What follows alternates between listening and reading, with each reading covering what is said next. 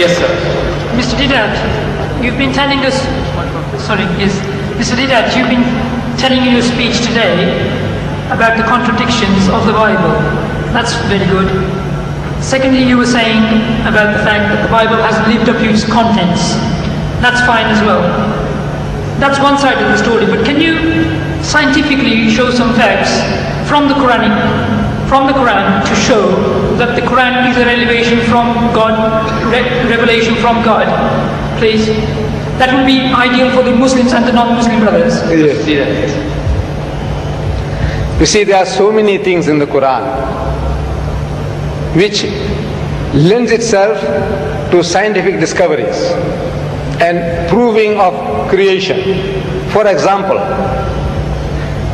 you see, if you meet one of these young men or learned people, those who say that there is no God, it's one of the answers to the previous question. Now it depends on the type of person that you are meeting. You can use the type of facts that you have at your disposal. You meet a man of learning, a doctor, a professor of astronomy, biology or whatever, and yet he says that there is no God. And when you ask him, according to his learning, the origin of this universe, how did this universe come into being? And that person will postulate, he's going to start explaining to you that you see millions and millions of years ago, billions of years ago, this universe was one piece. And there was a big bang. And out of that big bang, that explosion, this universe came into being and things started moving in space, and they have been ever since moving at a regular pace. So that type of a person, we might ask, he says, now, where did you get this idea from? When did you learn this about the Big Bang?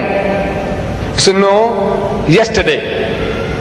Because 50 years is yesterday in the history of man. 50 years is only like yesterday.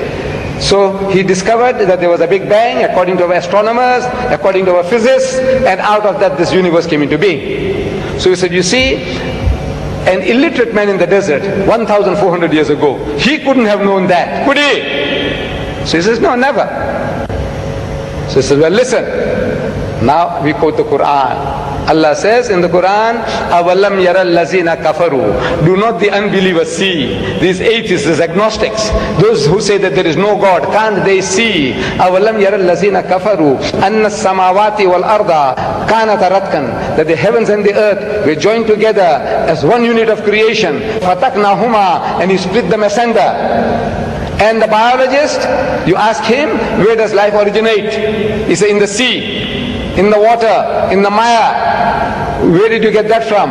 He said, no, it's our discovery. When did you make the discovery? He said, yesterday. Because 50 years is yesterday in the history of man. So an illiterate man in the desert, he couldn't have known this. He said, never. Well, listen. Allah tells us through Muhammad, He said, وَجَعَلْنَا مِنَ الْمَاءِ كُلَّ شَيْءٍ حَيٍّ. And He has made from water every living thing. أَفَلَا يُؤْمِنُونَ. Will you then not believe? You atheist, you agnostic, you man of science, will you not believe? He said, look, where did Muhammad get all these ideas from? Plant life, animal life, vegetable life, every life, he says, has got pairs. 1400 years ago, in the desert, this man is talking. Where did he get the idea from? He says, Subhanallazi khalaqal azwaja kullaha. Says, glory be to God, who has created mates of everything. Imma tumbitul ardu, of that which the earth produces.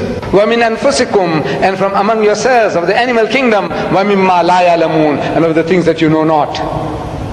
Male, female, positive, negative. He has created mates of everything, of the things that you know and of the things that you don't know.